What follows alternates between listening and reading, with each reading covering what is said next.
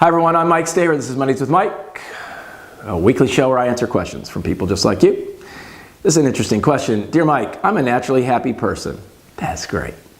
I have gotten feedback about that sometimes my happiness keeps me from seeing things accurately. I'm not surprised. I am not sure how to be less happy, and I don't necessarily believe I'm seeing things inaccurately. How do I see things accurately and still remain happy? I don't think I've ever seen a question with the same word used so many times in a sentence. Well, first of all, I'm glad you're naturally a happy person.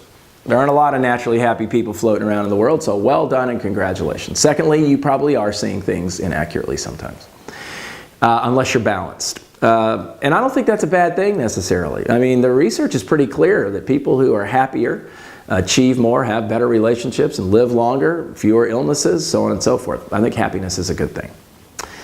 But if you're getting feedback that sometimes your happiness keeps you from seeing things accurately, the way that you see things accurately and still remain happy is to look at the facts. Don't spin the facts, don't adjust the facts, don't do anything like that. Just look at the facts.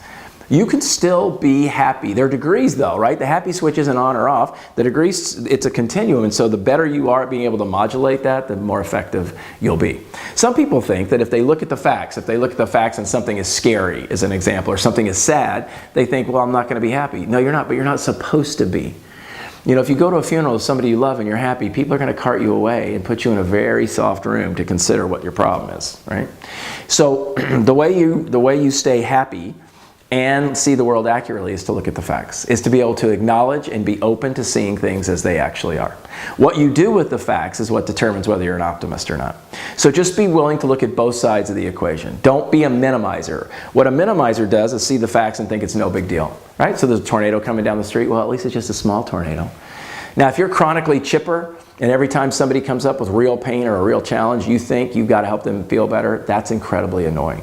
You've got to allow other people the broad scope of emotion. You can't constantly be trying to talk them out of it. All right? So look at the facts.